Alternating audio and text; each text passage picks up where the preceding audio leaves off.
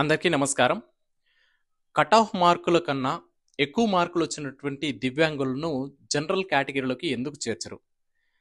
ఇటీవలే సుప్రీంకోర్టు కేంద్ర ప్రభుత్వాన్ని ఈ విషయం పైన నిలదీసింది. దీనికి సంబంధించినటువంటి వివరణను కూడా కేంద్ర ప్రభుత్వాన్ని అడిగింది.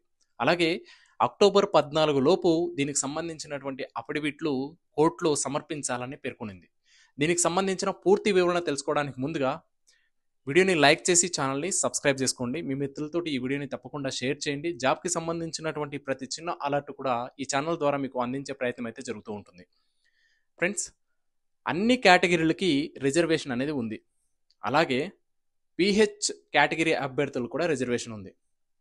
ఇప్పుడు జనరల్లో ఉన్నటువంటి పోస్టులను ఏ కేటగిరీలో ఉన్నటువంటి అభ్యర్థులైనా సరే పోటీపడి వాటిని సంపాదించుకోవచ్చు. అంటే ఇప్పుడు జనరల్లో 10 పోస్టులు ఉన్నాయి. పిహెచ్ కోటాలో కేవలం ఒకే పోస్ట్ ఉంది.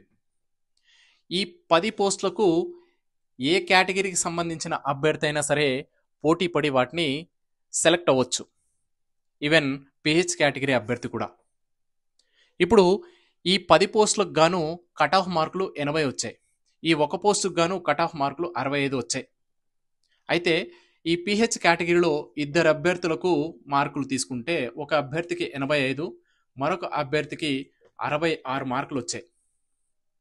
అప్పుడు ఈ పిహెచ్ కేటగిరీలో మొదటిలో 85 మార్కులు వచ్చినటువంటి అభ్యర్థి జనరల్ కట్ ఆఫ్ కన్నా ఎక్కువ మార్కులు సంపాదించాడు కాబట్టి ఈ అభ్యర్థిని జనరల్ కేటగిరీలో కనుక సెలెక్ట్ చేస్తే ఈ మిగిలినటువంటి ఒక పోస్టు ఈ పిహెచ్ కేటగిరీలో ఉన్నటువంటి ఒక పోస్టు తర్వాత ఉన్నటువంటి అభ్యర్థికి రావడం జరుగుతుంది.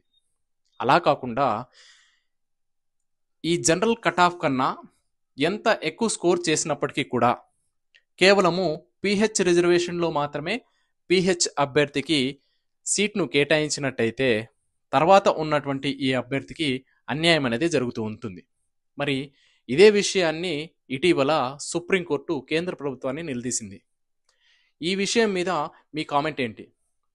మరి పిహెచ్ అభ్యర్థికి మెరిట్ కట్ ఆఫ్ కన్నా ఎక్కువ మార్కులు వస్తే అభ్యర్థిని జనరల్ కేటగిరీలో చేర్చకపోవడంలో మీ కామెంట్ని ఈ వీడియో కింద కామెంట్ సెక్షన్లో తెలియజేయండి. ఈ వీడియోని మీ మిత్రులతోటి షేర్ చేయండి. Thank you all.